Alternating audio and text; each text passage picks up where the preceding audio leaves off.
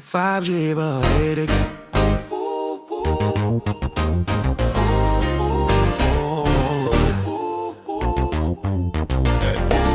Two serpents twine on the ivory rod. The south and north governed by God, but the God was the people, the land. The first state built by the black hand, known by Norman district by clan.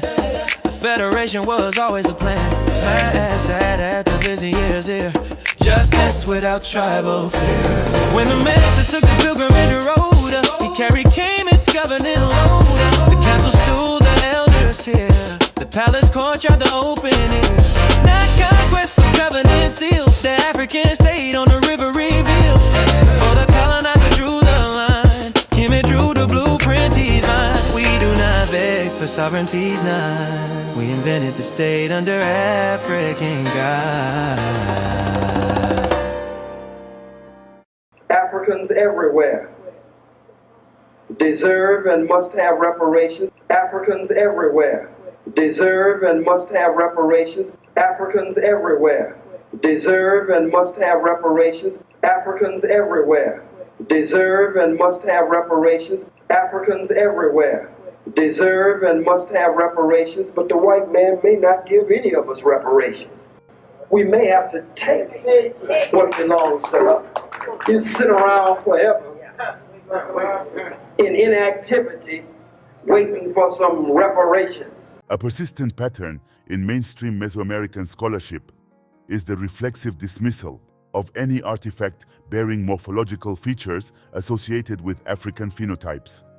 When confronted with pre-Columbian ceramic figurines, jade carvings, or stone sculpture displaying prognatism, dolichocephalic cranial profiles projecting zygomatic arches, platyrrhine nasal morphology, or thick labia with a defined philtrum, the standard scholarly response has not been careful morphological analysis but categorical denial, or, more aggressively, accusations of forgery.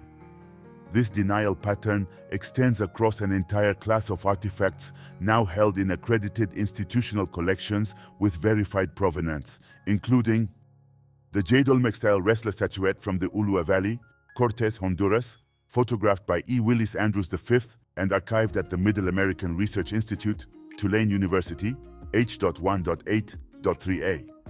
The ball game thin stone, Hacha head at the Cleveland Museum of Art, 1945.33, whose facial morphology includes projecting zygomatic structure and full labial rendering. The Costa Rican jade head photographed at the Museo del Jade y de la Cultura Precolombina, San Jose, Alami 2, WWA 1P8, copyright Lee Roth, representing a tradition of jade portraiture extending from Olmec contact networks into Lower Central America. The classic Veracruz stone yoke at the Metropolitan Museum of Art, 1978.412.39, bearing iconographic continuity with Gulf Coast traditions. The early pre-classic Olmec babyface figurine fragment at the Museo de Antropología de Xalapa, Universidad Veracruzana, 14,896 3/3, dated 1200 to 900 BCE, displaying the characteristic tabular erect dolichocephalic pear head with full facial modeling. Rollout photographs K667 and K7187 from the Justin Kerr Maya Vase database, now archived at Dumbarton Oaks Research Library and Collection following the 2013 donation of over 60,000 images, which preserve painted ceramic scenes containing figures with marked prognathism and non-mongoloid facial architecture, and the Xochipala, standing female figurine at the Princeton University Art Museum, bequest of Gillette G. Griffin, 2016-1222, dated 400 BCE to 500 CE, whose surface modeling, described by the museum itself as reflecting an impressive knowledge of the human form, with fleshy cheeks, supple lips, and modeled eyes, bears morphological affinities that distinguish it sharply from the stylized conventions of contemporaneous Mesoamerican figurine traditions. When faced with this body of institutionally verified, accession-numbered, multi-collection evidence, detractors retreat to a circular fallacy. These were simply Native Americans who naturally exhibited prognathism, dolichocephaly, platyrrhine nasal morphology, and full labial structure.